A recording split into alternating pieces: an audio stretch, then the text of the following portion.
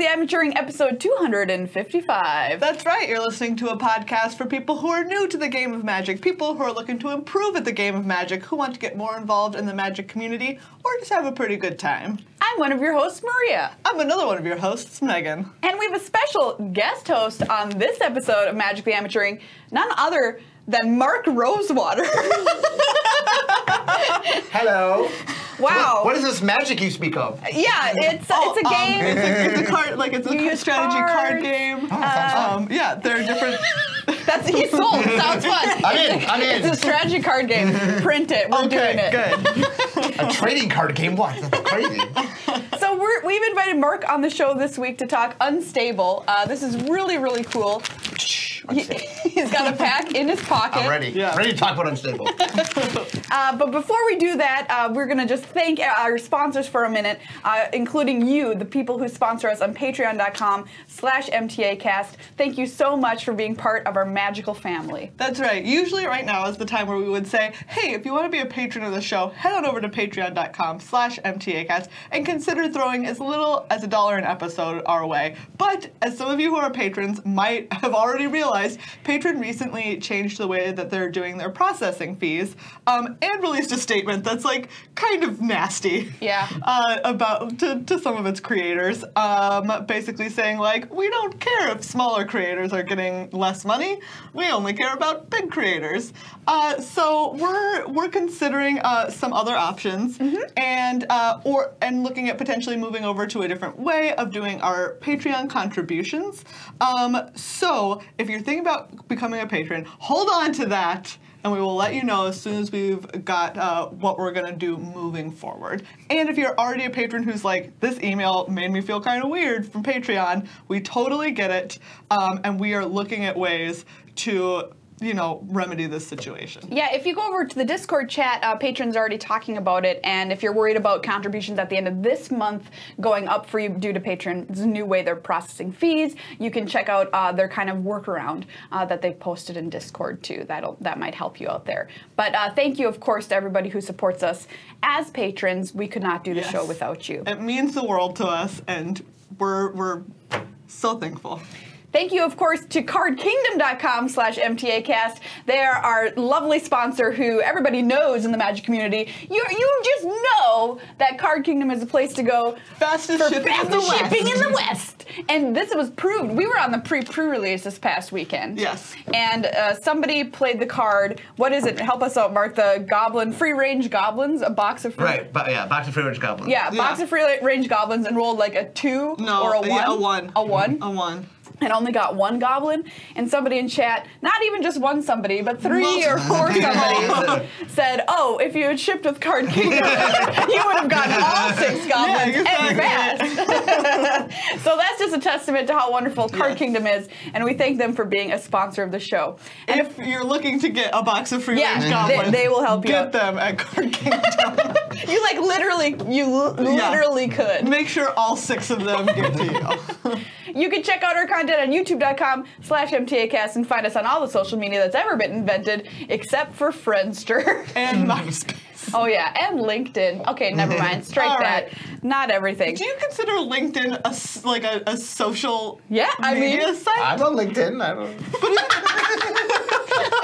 Isn't it like, it's like networking? I need you to endorse some of my skills, by the way, Mark. Can you head over to our LinkedIn page? I need to... can play Magic okay. Endorsed by Mark Rosewater. Boom. Badge of approval. But yeah, we've got a great show coming up for you. So, sit in your chairs, glue yourself to your seat, because it's about to get unstable.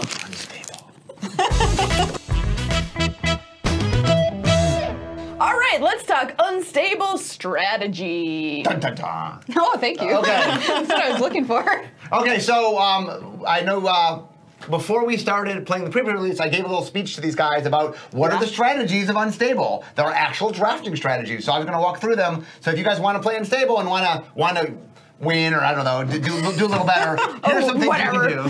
Something mundane, like winning. Winning Unstable is not always winning the game necessarily, but That's accurate. Okay, so here's what you need to know about Unstable. There's 3 big themes. there is contraptions, there's host and augment, and there's dice rolling. Those are the big three. Yeah. And all three of them can be really strong if you actually know how you're building your deck and what you're doing with them. Yeah. So we're gonna walk through those three things. Okay. So contraptions, every color has contraptions, but how the colors use them are different. Yeah. Okay, so white and blue like to be very orderly with their contraption building. And so a good white-blue deck will sort of build a contraption but then fine-tune it. And so white and blue have a lot of cards that let you reassemble contraptions, which means once you assemble it, move it. And also lets you sacrifice things to get more. So lets you sort of trade in some of your weaker ones for maybe some stronger ones. Like and things like a chipper chopper. Like chipper chopper, They're just like, do you know what? This artifact can get out of here. So with white blue, you need to have other artifacts with your contraptions. Now your contraptions are artifacts, but to get going sometimes you need other artifacts. So, yeah, I noticed it's like I kind of drafted a blue deck, not white blue, but blue was in it. And as I was drafting, I drafted 3 chipper choppers. Yes. And at some point I was like, wait a second, Maria, you're gonna need artifacts to sacrifice to these things, but there's artifact creatures correct. in this. All the in this white set. blue order of the widget creatures, so the ones that have the little widget watermark on them, they're all artifact creatures. Oh, So all of them are. All the white and blue ones that are widget creatures are themselves artifact creatures. Okay, So that great. helps you get artifacts into play. And there's some cheap ones. I know you like sacrificing grandma left and right. Whatever, kindly cognition. Yeah, kindly cognition. Yeah, she was not long for this world. Right, every time it's like, she will help get out Chipper Chopper, and then she'll sacrifice her. So. Yeah, it was very rude. Now, when you get into blue and black are the ones that are the most manipulative. They are the ones that can steal your opponent's contraptions, and so that's a little bit more of a control-ish sort of thing. So if you want to play blue-black, it's a little more control-ish. It has kill spells that help you get things, and it has counterspell. Spell Sock is there. And Spell Sock. So one of the things you want to do in black-blue is the black-blue contraption deck is a little more controlling. It's a little more about, I'm going to slowly build up my contraptions over time because I'm playing a control game. Yeah. Yeah, Okay. I played, believe it or not, fam, I played Spell Suck in my Did you draft. just say fam? I did. It's the first time I said fam on this show. I'm a I cool hope kid in now. life. I think it actually is. I think it is legit. If you go black-red, so black-red is the supervillains, the League of Dastardly Doom. Nice. They're a little bit more about destructive things, and so red is really good at building up contraptions. It builds up the most. It's the color that does the most building of contraptions. There's a And 1/1 for 1 in red. Right, there's a 1-drop in red, yeah. That's amazing, by the way. It just assembles a contraption. Right. It's great. Yes, Very ETB, good. and red also has Steam Floggery. It has double. Obscene. That card is obscene. It's got a bunch of build a lot of contraptions. Red does the best at building them. Black is more control-ish, but you put them together, you can get sort of a destructive deck that can build them and build pretty big. Yeah. Red green is the go wild one. Green and red are the two sort of build contraptions at the fastest rate. They love building contraptions. So red-green is a little bit wild. They use more dice rolling, but it's kind of the wild building contraptions. But you get big contraptions. So for example, white-blue, you won't have as many things out at once, but you'll be more control-ish of what you're doing. Where red-green is just like, I have a lot. Hopefully it'll do a lot of things. I have a lot. So those are the main. So basically, red and green are more about making them, and white, blue, and black are a little bit more about controlling things. So as you mix and match, you'll get different combinations. So like you can play a blue-red, for example. You played a blue-red contraption deck where a little bit of controlling thing, but a lot of contraption making. So they match up and do different things. So just be aware when you're doing it. Different colors have different strategies. This is the theme today. Different colors within each theme do things a little bit differently. That's how the decks play differently. A little designer tip for you: if you make your colors play differently, it creates more of an experience. Okay, so for those of you who you heard it here first. For those designing sets out there. Okay, so next we get into host and augment. So I keep using the wrong terms because we keep changing the terms. So what were your old terms? It was like stitch, and then it was suture. So anyway, it's I augment. think host and augment is better. Suture just makes me feel nervous. Yeah. Well, at one point we were talking about maybe you show you sewing them together, but we didn't really go that route. So we didn't go that route. What a nightmare. Okay, so host and augment. So the thing is, green and white are the two colors that are the heaviest in host and augment. They have the most host creatures, and they have the most augment. In fact, green has the most augment. There's 4 augments in green. There's 3 in white. There's 2 in black, 1 in red, 1 in blue, and 2 in artifacts. I'm sorry. In host, there's 3 of each in each color, except there's artifacts have 3 or 4 in artifacts. And then in augment, green has 4, white has 3, black has 2, blue and red have 1, and artifacts have 2. I was saying that backwards. So if you're going to build a host augment deck, you kind of want to have white or green in it, because white and green have help me cards. Now remember, what's the name of the fight spell? It's super epic. No, really epic punch. Really epic punch, I think. Yeah. So be aware that if you use it on a host creature, not only do they get +2/+2, that doesn't end. There's no until end of turn. So it's really powerful. So if you use that, absurd. It's absurd. It's really good. Yeah. Also, both white and green have ways to tutor. Teacher's Pet tutors in white, and green has a spell that tutors. It's the one thing that has a bar through it that's actually not a host creature. Ooh, I don't know. It has the 2 creatures, yeah. So anyway, there are things, and then white also has a little +2/+2 that helps host, gives an extra boost to a host and augment. Success! So, success. And it gives a life link. Right. So anyway, the idea is, if you're going to do host augment and you want to build around host augment, green and white are the 2 colors. You don't need to play both colors, but you probably want to play one or the other. And once again, black is next after them as having the most of things. Red and blue have the least amount. Now, there is host in every color, so as long as you have augments in one color, you can pick up host in the other color. But be aware, if you're trying to sort of build a deck around it, you need white or green. I remember sitting to your right in the draft, Yes. and you were building taking all my white cards. a blue.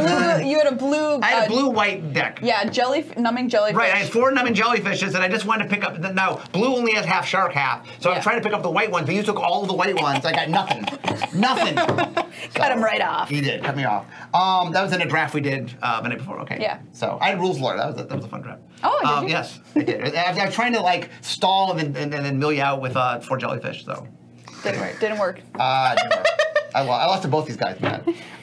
Okay, then we get dice rolling. So while white rolls some dice, white doesn't interact with dice rolling. So if you want to make a dice rolling deck, white can roll some dice, but it doesn't interact with them. Blue does dice re-rolling. So blue has a couple cards that let you re-roll dice. So it can, and remember, you can re-roll your opponent's dice. So you have the wall, for example, and your opponent does something awesome, you can go, do it again. Wall of Fortune. Yeah, Wall of Fortune. That card is, I think, is good. Yeah, I that wall's just good. now got Wall of Fortune. By the way, there's some puns in the cards. No kidding. Really? What? Yeah. Somebody played Division Table Weird. yesterday. Was it you? And I'm like, oh, that's a math pun. And then Yes. on the thread, people are like, oh, I didn't catch that. That's a math I didn't pun. either, because I'm like, oh, look at this card is kind of like Yeah. a James Bond joke, Yes, and then yeah. you're like, no, it's a math joke. Well, it's both. It's a James Bond. Yeah. Both a James Bond and a math joke. One of the few places that you'll find a combination James Bond math joke. You don't get Correct. that often. Anyway, so when you're doing dice rolling, blue is about re-rolling dice. Black makes dice rolls better. So you have a bunch of squirrel cards, basically, that either make dice roll by 1 or by 2. Snickering Squirrel. Snickering Squirrel does 1, and then there's a Black Enchantment. What's in Black Enchantment? It's the one that shows the scientist laughing maniacally.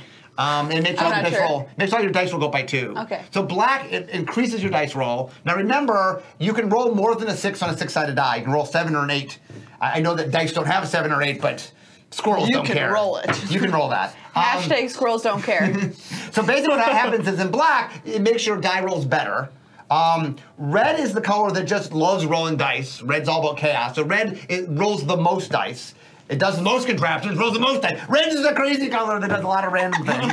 And then green cares the most about dice being rolled. It has the most cards that like Science Fair Project. What's the? It's the 2/2 that gets every time you roll 4 or above. Is it Science Fair Project? I'm not sure. I know about the Mad Science Fair Project is the artifact. There's the one. Oh, Willing Test Subject. Willing Test Subject. So Willing Test Subject, for example, whenever you roll 4, it gets a +1/+1 counter. There's a bunch of cards that care. Green has the cards that there's Shinrin Doom that whenever you roll 4 above, you get a squirrel. So anyway, there's a bunch. Squirrels like dice rolling for some reason. It's like a little nut. It's like a little acorn. They're like, So, by the way, if you want to draft squirrels, which is hard because you need to open like Earl Squirrel, This is important. Black-green is the squirrel color. So if you want to, you need to kind of open the right cards to make it work. But if you open Earl Squirrel, you're like, I'm going squirrels, black-green squirrel colors. The most important thing you've So said all anyway, show. so green cares about dice rolls. So you can mix and match there, but like blue and black lean more at manipulating dice rolls, and red and green just roll a lot of dice and care about rolling dice. So you can mix and match there. Sure. So that is the basic strategies. There are, the one other thing you can do is each faction has a watermark. There's an uncommon that cares about the watermark that you can build around. And then also all of the, or some of the contraptions in each thing have a theme, like the League of Dastardly Doom cares about having creatures in your opponent's graveyard. The Order of Widget cares about you having artifacts in play. So each one of them, sort of, if you want to build a faction deck, they'll push you in a certain direction. They want to care about certain things. So you can draft faction decks. So which faction are you, Mark? Which faction am I? Yeah. Which one do you identify with? I'm not sure. I think I'm closer to the Order of the Widget, but I kind of want to be the League of Dastardly Doom. So. Yeah. Yeah, you always want to be in the League of Dastardly Doom until you're in the League of Dastardly Doom. No, so they, but anyway, I mean, the fun thing about the set when you draft it is there's a lot of nooks and crannies. The set was designed, it's actually a pretty deep set. Because we didn't aim this at beginners, I was allowed to, the complexity is a little higher than normal. So there's a lot of different strategies. So as you actually draft it more, you'll realize that there's a lot of subtle things you can do that you may not realize at first. I think that was like our biggest takeaway from playing the games is it's just like, oh, there's a lot in this set. Yes, there's a lot there. Like there's a lot to think about, there's a lot to do. It's just a ton of fun. Like, we were playing some games. So we did the pre-release with Loading Ready Run, and by the way, thank you to Loading Ready Run for letting us record in their studio. Isn't it this beautiful? Week. It's lovely. Beautiful. So no, we didn't shell out for a new studio, unfortunately. And thanks to James Turner back there manning the controls for us this week as well. So if we say a card, supposedly a card will show up. Well, woohoo! I'm so excited. Yeah. So like, what was I saying? Oh yeah, we recorded that here pre-release, and while we were not on camera, we would play games of Unstable, and Meghan and I were playing, and I was just like, thought to myself, this is just another Magic set, period. Now, some of it is, very silly and fun, and things wouldn't happen that would normally happen in a Magic set, but it just felt like a brand new set, and the complexity level was there. We were having, they were real games. They were not real games. And I think that's what people were worried about, with Unstable. Like, oh, well, it's just going to be nonsense like, and so silly, not real Magic, quote unquote. It totally is. There are real strategies. Like I'm saying, I'm trying to give you strategies for drafting. There are real strategies, and when you're doing your third, fourth, fifth draft, you're like, oh, okay, well, I need to think about this. Yeah. And there are certain skills you'll learn to get better at, like tossing the flaying mantis. Each time I got better. There's some new things to learn, including throwing cards. Yeah. And here's the real skill. Here's the real skill that you'll learn: knowing which of your friends you can trust. That's the real skill. That's a very important skill. That's really accurate. Cannot trust Kathleen. No. Never wondering. I don't know why you thought you could trust Kathleen. That's your mistake. That's on you. That was me. Fair enough, Mark. I learned I can't trust James. So we did learn some important lessons with Unstable for sure. Yeah, when we first were making that, when I first introduced the idea of the outside assistance, there was a lot of skepticism. Because one of the things that we like to do is how much randomness you have in a set varies a lot, and when you go toward the fun end of the spectrum away from the serious, you want to ramp up the variance, because variance is fun. Yeah. It makes it a little less skill testing, but it makes it fun. And so we wanted to ramp up the variance a little bit, so like, what are fun ways to add variance? And so I love the idea of, what's really high variance? People. And so we added this in. Humanity. People were real skeptical. I'm like, look, come on, let's just play test it. And then we would play test in R&D, and all these shenanigans would happen. It was so fun. It's like, okay, this is fun. That's just such a solid, that's like a life philosophy. Yes. Yeah. What has the most variance? People. I think I'm Agents of Sneak. Oh yeah. I'm Agents of Sneak. I definitely have to be. I mean, it's not a real tribe. The Squirrel tribe. The Squirrel tribe. Okay. What's the Beaker tribe? You're the Beaker tribe. Oh, Crossbreed Labs. Yeah, you're Crossbreed Labs. Yeah. There's nothing like making a humming beaver. Camel. Beaver. A humming beaver. If you haven't tried it yet, it's an experience like no other. Yep. Do you want to talk a little bit about the pre-release specifically? Sure. So what happened was, I think the first one they ever did was Shadows over Innistrad, I believe was the first one. Yeah. And so they did this cool thing where they invite people up, and usually it's 4 of the people are from Loading Ready Run and 4 guests that they fly in from around the country. And then we play all day long. So the way it works is there's 8 rounds, and everybody plays twice. And so in the morning, it's usually Loading Ready people versus Loading Ready people, and the guests versus the guests. And in the afternoon, it's the guests one-on-one versus Loading Ready Run people. And then we take them down. And we take them down. So the 4 of us, 3 of us and Wedge, we went 6-2, and being that 2 of the matches were against each other, that's the perfect record. We can't go better than 6-2. So every time it was one of us versus Loading Ready Run, they went down. So. James is here in the studio. Actually, he's running the soundboard board for us, and he's smiling and he's like, single tear. back there, Yeah, sorry, very, James. Well, you know, next time. So what I know. happens is it's streamed all day long, and anyway, Yeah, you can go normally check it out. it is before the pre-release happens, which is why it's called a pre-release. Yeah. This pre-release was neither pre nor pre-release, but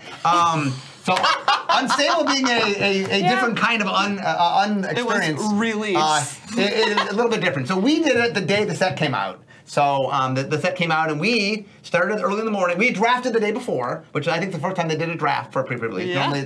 Normally they're imitating the pre-release format. Sealed. Which is sealed. So we drafted the day before, and they filmed it, and they did a little clip of us all our drafting. I was really serious. We're watching on the video. I looked so serious in all of it. We were serious. We were. Everyone was. I remember like the feeling when we were all drafting was like surprisingly everyone was just like lasered in. We want to get it right, and like you said, But you guys are laughing. If you show the video, if you see the video, if you watch the video, That's true. everyone's laughing, and I'm like, dead serious. Like, I mean, and the funny thing is, I was trying to get my squirrel deck together, and it didn't work. Mark Rosewater doesn't laugh. It almost worked, Mark. I know. If you Tell hold us- on. yeah. Quick question, James. If people want to go back and watch a pre-release, where do you want them to watch it?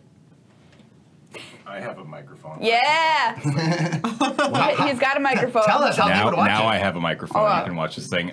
So at this point, when does this show come out? Tuesday. Okay, by then you can go to youtube.com/loadingreadylive, and you can see the whole 8-hour, 9-hour. It was a long day. But that the whole thing will be on youtube.com/loadingreadylive. Okay. And by the way, if you haven't seen it, it is chock full of crazy moments. It is. It is. Crazy moments. Like- I don't even want to. Yeah. There's some crazy things that go on. Some of Oh, did your microphone just pop off? It did. We might need that. I'm so excited my microphone just popped off. That's the kind of enthusiasm. That's the only you get. kind of thing that could happen to Mark Rosewater. It's microphone popping enthusiasm. It honestly was awesome. Yeah. Multiple fun. times. I feel like Epic. multiple times in chat, people were like, "This is the best thing that's ever happened in the on history live coverage of Right, Magic." of Magic. On Reddit yesterday, good. there was a thing that goes, "This was the best thing that ever happened until this thing, then that was the best thing, until this thing, then that was the best thing." So, Yeah, accurate. I don't want to give too much away, but there might have been a Scheherazade cast that I was in as a two-headed giant, so there might There be might have crazy been a surprise two-headed giant game which has turned into a Scheherazade something. game. There may have been an entirely normal armchair that got somebody from Wizards in an epic way. I don't know who My could have head was on the that. table. It's hard to watch when your head's on the table. It's true. So. It's true. In my defense. Yeah. So I did get got. So, but it was really fun. I mean, the set is quite fun, but like you have to watch it. We had a great time yesterday, and so if you haven't seen it yet, there's all sorts of fun games. So definitely watch it. Tell us about, because like people can go back and watch the replay footage, Yeah. but we want to hear about like how did you feel about the way your draft deck came Oh, so together? here's the funny thing. So this is a really telling thing about who I am as a person is. I sat down. I thought I could pull together a black-green squirrel deck, which is like, to me, the holy grail of a draft. Absolutely. It's not easy to do. Yeah. Yes. And so, like, okay, I think I can pull this off. In fact, I had the black enchantment. It's an uncommon enchantment that all your die rolls are 2 greater. Yeah. Like, I got that early. And I opened up the ninja, the masterful ninja, which actually plays that. So I had some black cards. What was your pack one pick one? A masterful ninja. Oh, okay. So anyway, I think, okay, maybe I can make this work. And then what happened was the squirrel dice rolling theme didn't happen, and it ended up with like just a really good like black-green deck. Yeah. I'm like, no, my goal was not to make like a really efficient deck. My goal was to make like a really I themed wanted deck. nonsense, and I've drafted Yeah. something real. So I ended up with like, oh, this is a pretty good deck, like rather than like, what's my squirrel theme? So Because And you know what? You got robbed. Oh, right, you I got got robbed. robbed. Until this story. Okay, so here's the story of the Earl of Squirrel, which was heartbreaking for me. But It was, Kathleen opened it, right? Kathleen opened, Kathleen Yeah. opened it, Pack pack three. 3, and she couldn't take it because she was pretty solidly red-black. Right. She had a Because pretty she'd cool deck opened as Griselda, well. I think? Griselda, yeah. So she was League of Dastardly Doom. She Which, by couldn't the way, take it. she is League of Dastardly Doom. Oh, absolutely. She really 100%. And then it got You can past, watch her betray me. In round Megan got 7. betrayed She hard. did get betrayed. Betrayed very hard by But Kathleen. by the way, I told you. I know. I told you that I love squirrels. And I mean, later you called me in, but exactly. When I really needed it in a pinch, I did call you. But So past to Wedge. Wedge couldn't take it. yeah. yeah. and he was heartbroken. Passed to me. Yeah. I saw its beautiful furry face staring up at me from the pack, and I'm like, it's all happening just like your dreams, Maria. But you can't take it because I was very solidly red-blue. I could not take the card which was destined for me. Had to pass it on to Adam, who was drafting just a solid green-white deck because he just can't turn it off. He's like, I just draft a really good deck. Yeah. And he took it one He seat could from have you. taken Slaying Mantis. He could have taken Slaying That's Mantis. true. Because he does a wrestling podcast. I He know. could have taken Slaying Mantis, been in theme. Adam. Give me my Come squirrel. on, Adam. Come on. But the Earl of Squirrel is just, it's just too good. Like, Right. how can you pass It's it if great. you're in green? It's I don't great. know. So he took it, and he gave me the Slaying Mantis. Yeah. Which Which used, was nice. I used a couple times, although I only once actually hit the creatures and killed them. But although you the know cool what? thing is when you miss, you get a 6/6, Yeah. so it's not. Doesn't you know. matter. The 6/6 is pretty good at this format. And my goal, by the way, so I was on game nights with Josh and Jimmy before this. It was aired a couple days ago or last week for you guys. And on the show, he drafted a Slaying Mantis, and there's this big moment where Josh, like, my board's full, and like, if he can get the right thing, he can try to win the game. And like, there's a big build up, and we measured and all this, and he tosses it, and he misses the table. So my goal, although Josh didn't mention on social media, he technically hit the table and bounced off, but it didn't get past onto the table itself. And so my goal was just to get on the table. Just beat Josh. So I actually had 4 tosses, all 4 got on the table, one of which killed 2 creatures. So You hear that, Josh? Yeah. Wow. You heard it here. heard it Mark here. Rosewater can cast a Slaying Mantis better than Josh Lee Klein. I drafted, as we established, a red-blue contraptions deck, which I thought was really cool. I loved assembling contraptions. I mean, the contraption mechanic is just stellar, and the cards are gorgeous to look at. And the only regret I have was not moving into red a little bit earlier so that I could have taken some more of those 1/1 goblins that assemble contraptions. Those are super important. So cool, too. I had 2 copies of Work a Double, which assembles 2 contraptions at sorcery speed. And I also had Animate Library, which unfortunately never got to happen. Yeah, I got that in game nights, never drew it either. So. But it would have been. It likes totally to stay epic. in its home. It's like, Right. I'm a library This card. is where I belong. I love being in the library. Here. This is where I go. Megan, what did you draft? I drafted a blue-green deck that was just sort of like, it had a lot of like little flyers, a lot of little elementals. It was kind of about like playing with my opponent's cards, which was my favorite part of it. Like I had the 1/3 for 4. I spy. Where if you hit Spy them, eye. you get to draw a card off of their library.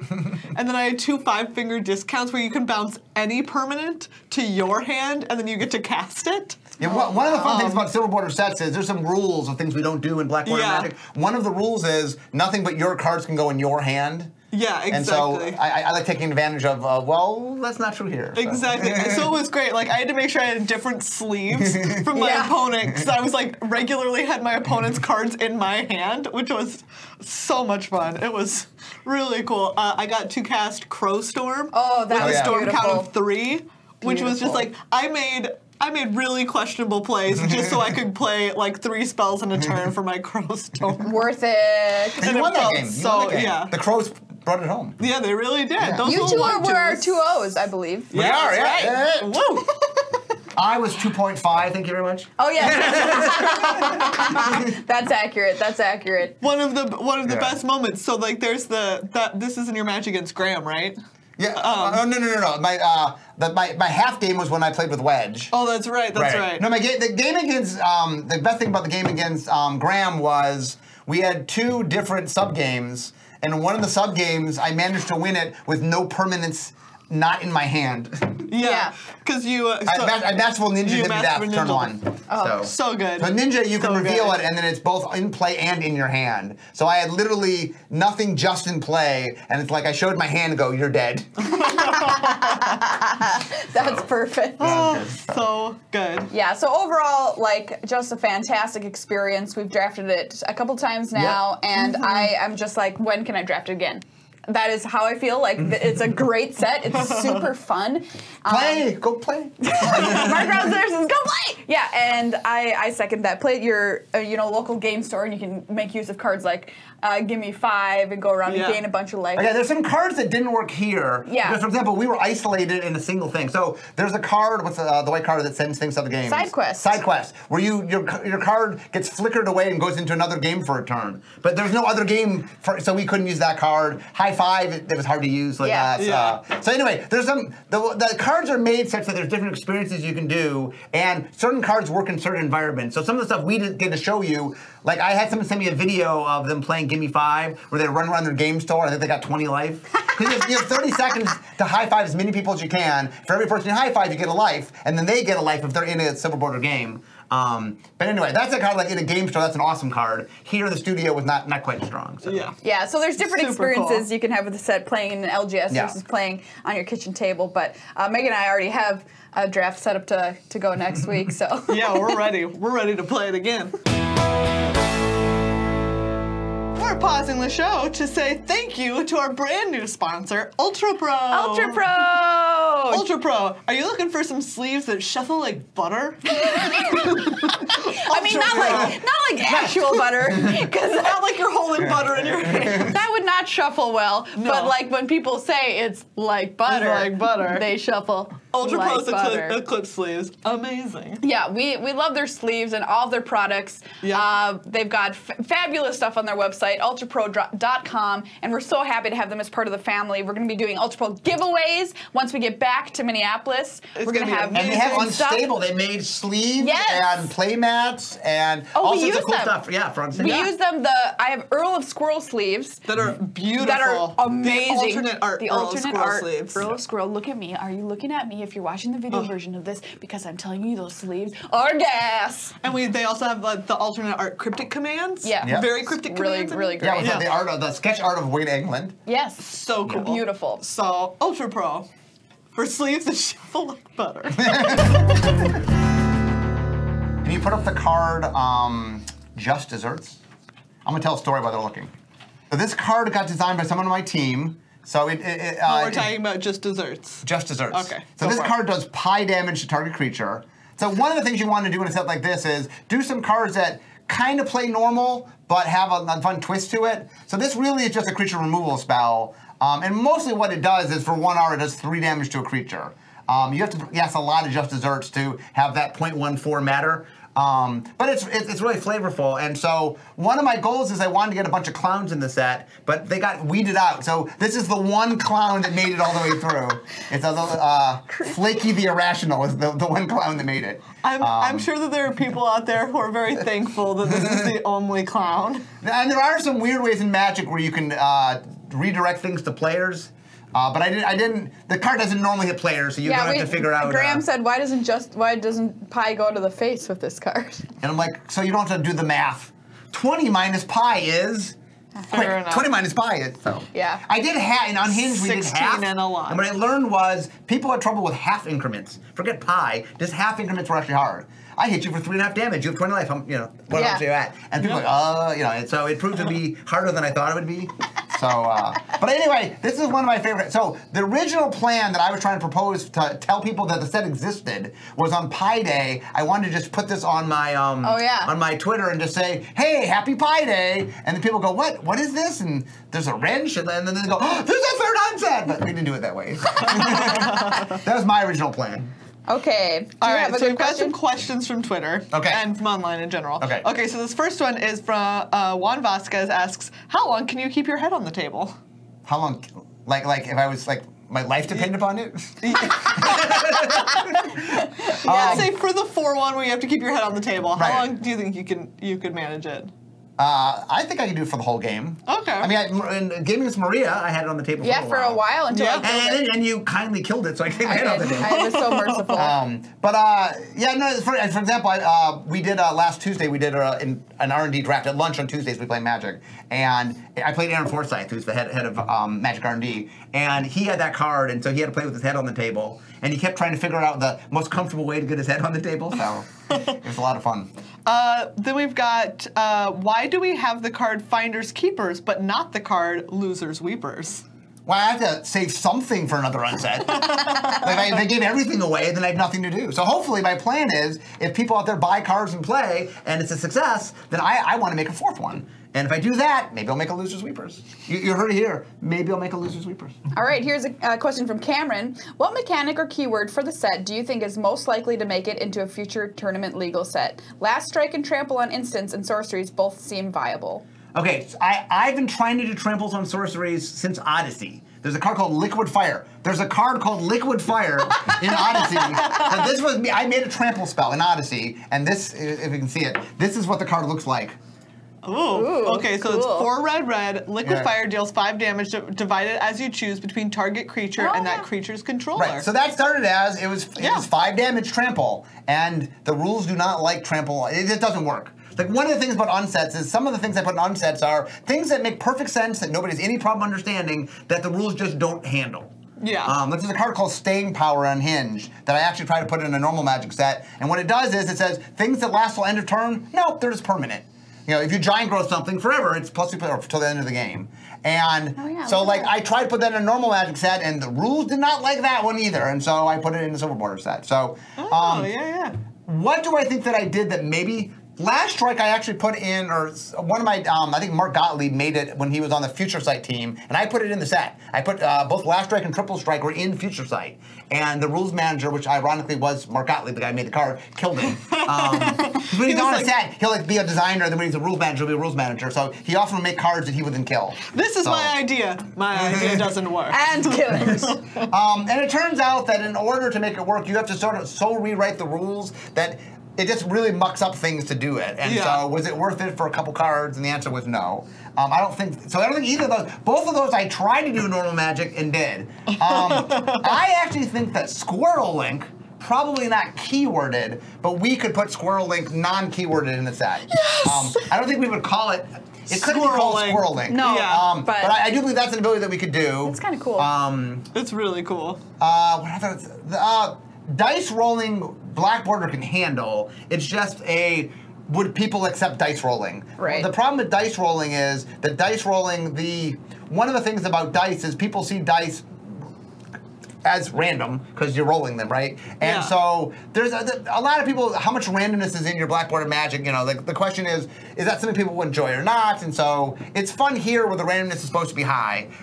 The game can handle it. The rules can handle it. That's no problem. So that's something that's possible. I also think that Host Augment, the technology of Host Augment is something that we could maybe do. I don't think it would be as silly as Host Augment, but that technology might be something we could do someday. Yeah, I like that as well. Yeah. Which we did. We had like Bestow, which it does remind me in some ways of Bestow. And there's melds. I mean, you know, we've been circling that space. And of all the things actually that I do that probably has the best chance of getting to real Magic, that technology done in a little less silly version is possible. All right. So all right. probably won't have half, you know. Half shark. It won't be called half shark, man. Half beaver, or whatever. So Multi-headed beaver is the one that broke me on the stream. Yeah, multi-headed. What was it? Multi-headed squid. Oh yeah, people were just like, it's a bunch of snakes with a collar on the So multi-headed has on one side all these heads coming out, and squid has all these on the other side all these little tentacles coming out. So you put it together, it's just this weirdest looking thing. So it was kind of terrifying. Yes. So anyway, honestly, one of the cool things they did on their graphics for the actual, you can see, is they came up with this cool graphics, which we can't do here, but they did in the studio where the cards would come together and you could see them. It was really cool. I kept forgetting you have to put your cards in the center so that the thing could pick it up. Yeah. I always forgot that, so that's why there were friends there to go, put your card there. So. Our Cube April asks. Okay. Oh, Cube April. Cube April. My Here we nemesis. go. Okay. What is your favorite pun in this set? My favorite pun in this set? Wow. There's a lot of good puns in the set. So actually, you were telling us earlier you wrote some of the flavor texts. I did. Tell us, what if you tell us some of your favorite flavor texts? Yes, my favorite flavor text is on More or Less. Yeah. I like to say in cards to see how fast James can put the card up. So More or Less. So the card says add or subtract one or one from a number or number word on target spell or permanent until end of turn. Yeah. So the flavor text is why was 5 afraid of 6? Because 6, 7, 8. It's horrible. Which is an awesome piece of flavor text. I could barely listen to it. That's my favorite piece of flavor text. So And the way it works is, so Kelly Diggs was the guy who did, who was in charge of the flavor text. So I was a contributor, so I would write the flavor text, and then I really, really like this piece of flavor text, but I have to wait to see what Kelly puts in, and I was so happy when he put it in. So I was like, that's an awesome piece of flavor text. The one I had a fight with him that I got him to eventually put in was There's No Race Like Gnome. It's on, what's the white card? By no means. By no means. There's 2 gnome cards, so I was trying to get on one of the 2 gnome cards, and this one finally we were able to fit it in, so nice. He finally gave in. I'm like, talk about good puns. That's an excellent pun right there. I mean, this set is chock full of puns. In fact, a lot of the contraptions have, there's all of these puns in the contraptions. Contraptions have really fun names, so it is a pun-filled set. Okay, I have a question from Ben. All right. Okay. Dear Morrow, how does the Grand Calculon work exactly? Do we each reveal the cards one by one to arrange the initial program how we'd like? He says it was a blast to draft. Okay. The way that I recommend doing Calculon is figure out your program, put them all face down in front of you, and then once you're both done, then you flip them up. You use like flip your 1, flip your 2, flip your 3, flip your 4. Okay. But you have to do it without knowing the information of what your opponent's doing. Yeah. So you have to both sort of do it in secret, and then you can reveal them. Okay. The cool thing about Grand Calculon is your hand is a program. So what you do is you take your hand, you put it face up, and then you have to play card 1 before you can play any other card.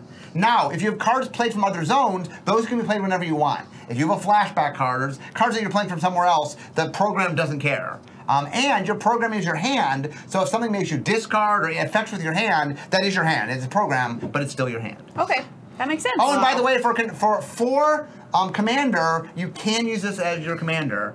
I've officially said that it's. Oh, it can be used. Wow. That's cool. We meant for this to be used for your commander, and then we ran out of space to put the line because it's. Oh yeah, it can be your commander. It's a lot of text to tell you what Grand Calculon does. It's really cool. I actually I hadn't seen this card somehow. And in the story, Love it. The Grand Calculon was the guy who originally founded. Back before, so the guy who founded the Order of the Widgets was just an ordinary man that kept adapting himself until he became the Grand Calculon. Oh. And now he's no longer a creature; he's just a legendary artifact. He's just an artifact. Oh, that's cool. You can see his little white you can see his beard there. Beard. Awesome. Let's see. We've got. I have a question here. Okay, yeah, go for it. Why you answered this for me, but let's tell the world. Okay. Why isn't the Earl of Squirrel legendary? Okay, so one of the big decisions we had to figure out about Earl of Squirrel. So Earl of Squirrel is, I wanted to make a Squirrel Lord. Yep. And so what it does is, it has Squirrel Link, as we talked about before. Yes. So Squirrel Link is like Life Link, except instead of life, you make 1/1 squirrels. So if you understand how Life Link works, just replace gaining life with squirrels. Creature tokens you control are squirrels in addition to their other creature types. Other squirrels you control get +1/+1. So one of my big problems with the legendary super type, I've been fighting in R&D for years to change the rule about legendary and take off all rules baggage. And then just say, it's just a thing, it's a marker, and the things can care about it. But the fact that you can only have one in play at a time, we run into this problem. So Earl Squirrel is made, it's a stackable thing. Well, if you're making a squirrel deck, you want to get a lot of Earl Squirrels out. Yeah. So if I make it legendary, you can only have one in play at a time. But if I don't make it legendary, then it can't be your commander. And so I was really torn, but I'm like, okay, really what I made this card for was squirrel decks. And so I maximized it for squirrel decks, so I made it non-legendary, so that you could have multiple out. Yeah. So I feel like I owed it to squirrel decks. Well, so thank you. Anyway, that's why it's non-legendary. I know the commander crowd is like, this would be a perfect commander. I'm like, I get that. But it's also a perfect squirrel lord. So. Well, we'll just have to have like the king of squirrels or something, and right. Next then we time. can have a whole squirrel royal family. The other big thing people keep yelling at me, they go, why wasn't it the Duke of Squirrel? Oh. So, but anyway. Why do you think? This question is a great follow-up to that. Okay. Are you happy with the number of squirrels in Unstable? I think in retrospect I would have added a little bit more.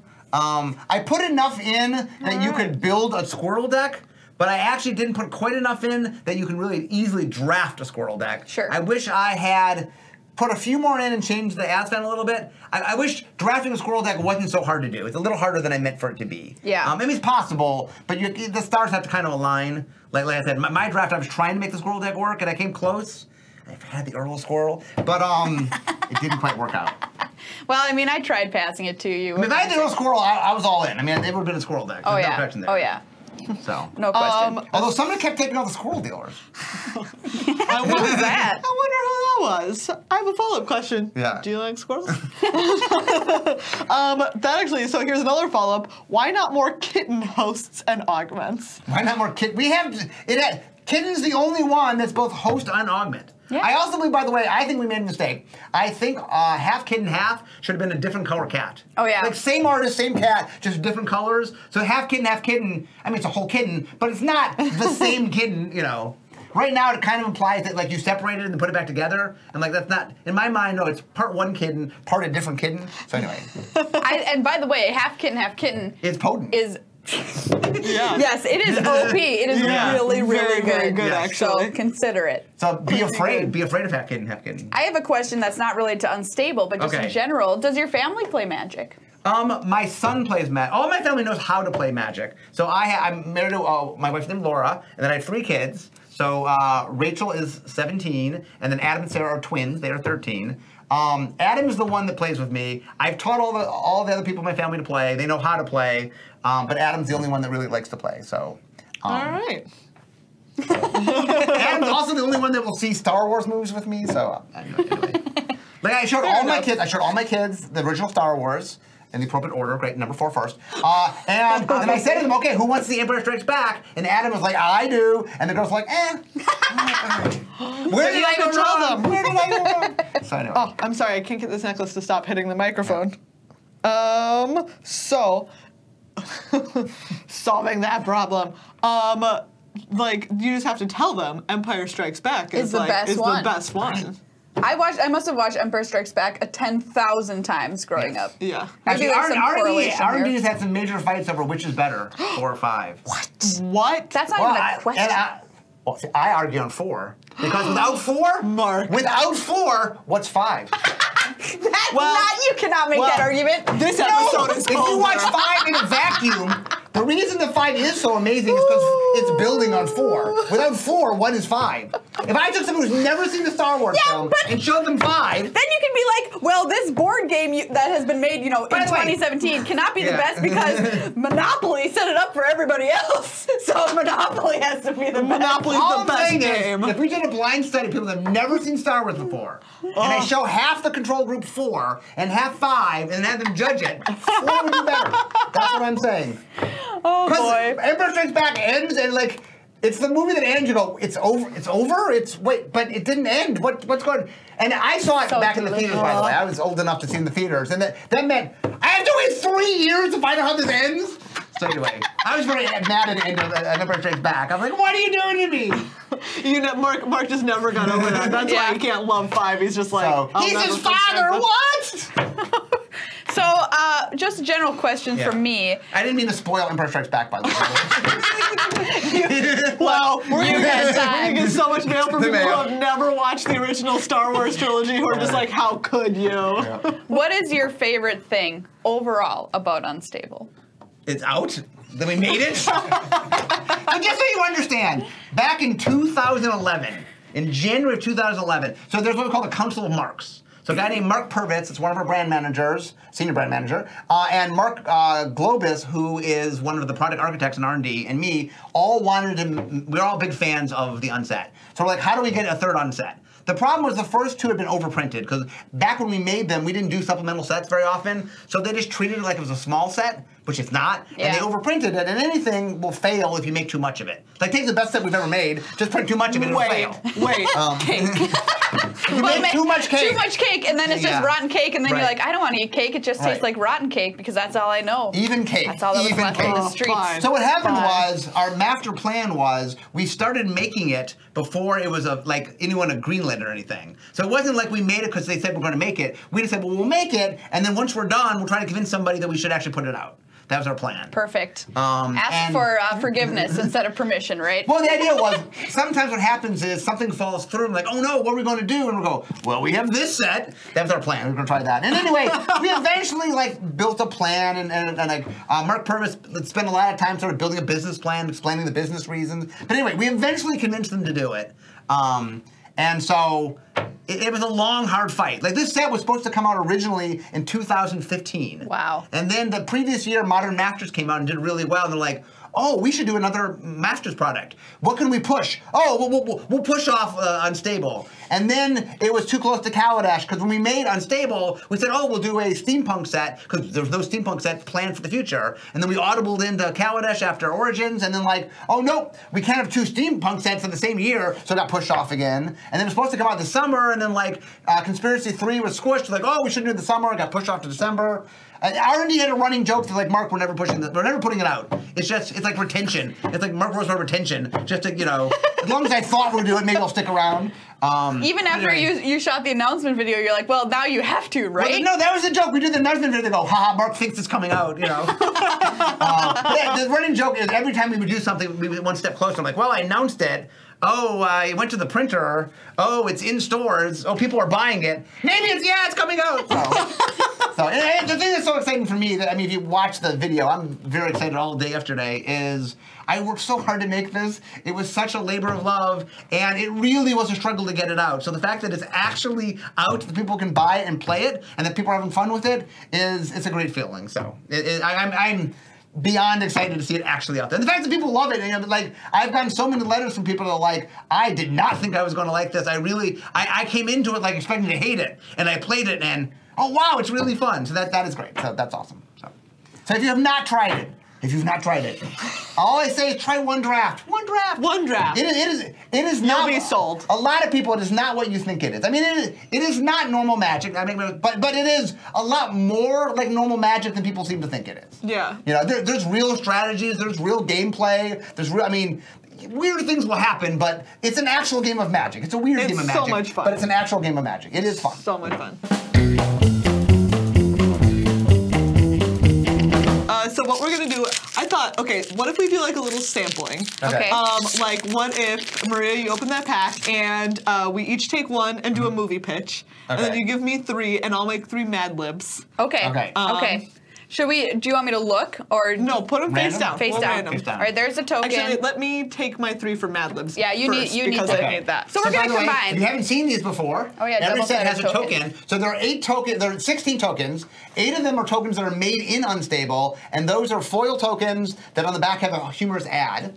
And then 8 of them are not found in Unstable. And what they are is we found like the 8 most popular. I forget how we found it. We found the 8 most popular token types, like zombie. And so these are foil on the front and then full art, but not foil on the back. Yeah, these are just gorgeous. They're very gorgeous. So. I'm glad that they exist, and it'll be so cool to see somebody playing with the full art tokens. Yes, that'll be fun. Attack. Also, every pack, or almost every pack, also comes with a full art land. Every once in a blue moon, you will get a Steamflugger boss, a black border Steamflugger boss. Oh, cool! I didn't know that. The only black border, that's for Steamflugger boss that shows up on the land sheet. Because it's black border. Yeah, that makes sense. Anyway, and the lands are really awesome. Is a land here? Oh yeah, it's there right it here. is. Swamp. Okay, so this is a land. It's my favorite one, by the way. There is no borders on these lands. They're so all pretty. illustrated by John Avon. They're super pretty. So in every pack you open, you will get a land or a Steamflugger boss, very infrequently, and you'll get a foil token, and then you will get 2 contraptions and 13 other cards. Awesome. So we're going to do a combination flavor text theater this episode. Okay. We're going to put together some of our greatest hits, including movie pitches and Mad Libs. So are you aware that I did improv in college? Oh, did you? I did. Well, excellent. I started an improv troupe, so. Did you? What was your Yes. troupe's name? Do you remember? Uncontrolled Substance. That definitely sounds like an improv troupe, all right? So I started an improv troupe in college. In fact, I wrote an article about it not too long ago. All right, so what we're going to do is I'm going to Okay. randomly give you one of these cards, and we are going to pretend like we're going to, choose your movie studio of choice. I also used to work in Hollywood, so this is up my alley. I'm prepared. Okay, and I've done actual pitches. we are going to pitch a movie based somehow on this card. It can be based on the name, the art, or the flavor, whatever it is. We're going to develop a movie or a TV series based around this card. Okay. And by the way, if you are a patron, you get a chance. We're going to put these in the drawing for patrons at the end of the month. And Megan, do you want me to start out while you're working on Mad Libs guys over there? start while I'm Mad Libs. Okay. So I've got the rare actually. Okay, you got the rare. Okay. Yeah. Okay. So what is this set going to be? Okay, got it. So what's happening? It's kind of like a. I wonder if this is going to be. Yeah, this is a movie. This is a movie. Okay. It's set in the past. So let's say 1200s or something. No. We're setting in the French Revolution. French Revolution, okay. And it's the main character is the person who cuts the heads off with the guillotine. Okay, So, the guillotine person. Yeah. Probably man if you're talking Yes, about the guillotine man. The guillotine man, okay. the executioner, if Okay. you will. Oh, yeah. And of course, oh, I know where you're going. what could my card be? and he's doing his job, you know, cutting off heads left and right like you do in a revolution. And except then comes a noble lady around his age, of course, who he's got to chop her head off. It's been the orders, and he's able to delay it, you know, through. But he's fallen in love with her. He's fallen in love with her. Okay. But he's supposed to chop her head off. What can they do? And it's a star-crossed lovers film. Yeah. And in the end, they escape and run away together. It's called Hangman. Are you buying it? Okay. Are you funding this film? Okay, my film is an eco-thriller. So basically what I'm trying to do is we're trying to show, you know, global warming's a thing, it's really a hot topic, but there's deniers and stuff. So clearly it's a movie where that people aren't, you know, the polar ice caps are melting and stuff. So it takes place in Florida. Okay. Okay? And the idea is the Everglades, due to the melting ice cap, is starting to get more water, and the animals in Everglade are sort of being affected by the weather change, and they're going a little bit crazy. And so basically it's a horror film where all the inhabitants of Florida have to deal with the fact that they're being attacked left and right by wild crocodiles. An eco-thriller. An eco-thriller. Nice. I think Al Gore's got some money. But you learn something. Okay.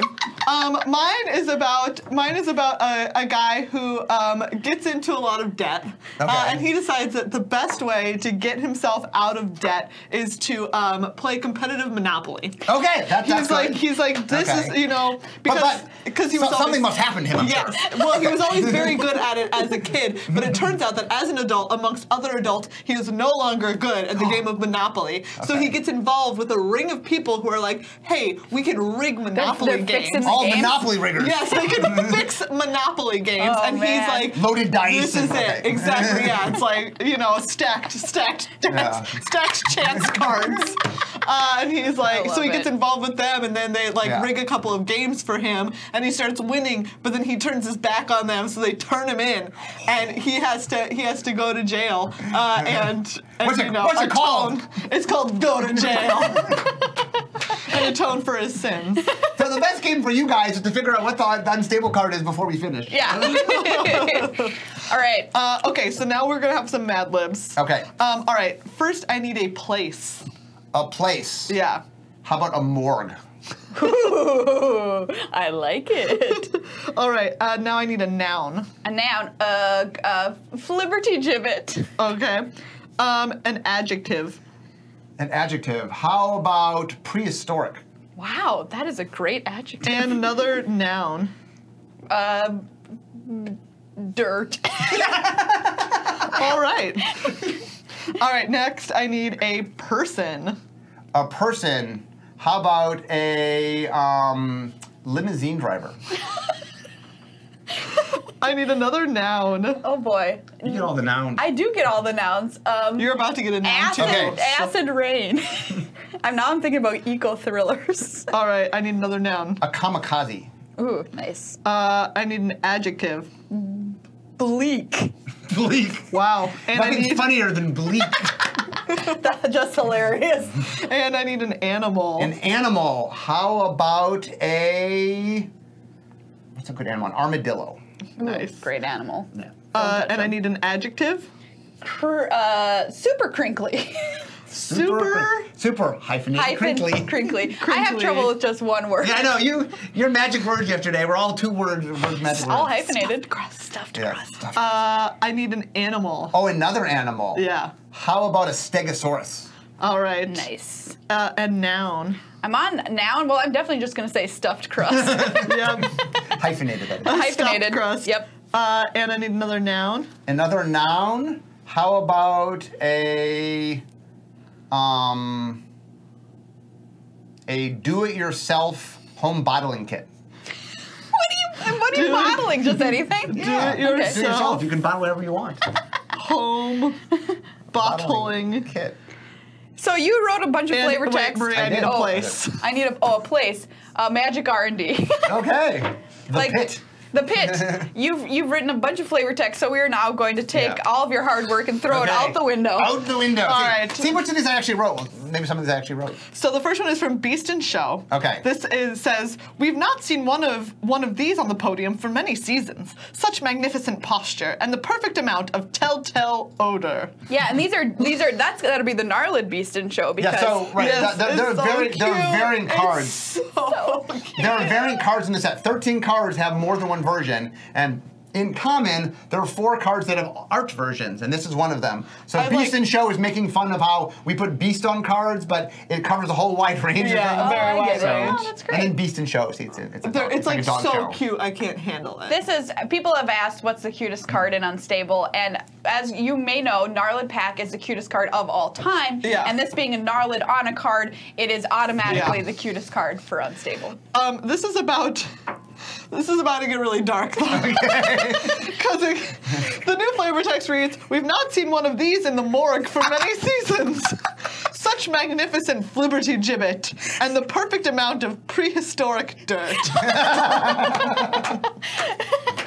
That one works pretty well. That's I'd good. say. That's good. Yeah. All right, our next I one should is call Kelly. We can swap it Yeah, out. With prehistoric dirt. Works for Gnarlid. We'll get a promo version. this one is one of the variants of Novellemental. So Novelment is another card that has 4 versions. Yeah. We're making but you work, James. It has flavor text that tells a story. Yeah. Because it's a novella.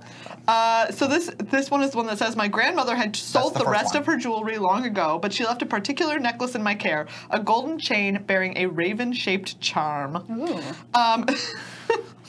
So by the way, do you know what happens in it? Have you guys read this novella? Do you know the little pieces what happens? No. No. The person ends up turning into a storm crow. Cool. I didn't mean to ruin it. I didn't mean to ruin Novellemental for you. We've ruined some Star Wars. This is on the scale of ruining episode 5. I haven't got to the 4th Novellemental yet. What are you doing? All right, my limo. Rosebud's a sled. It's a sled.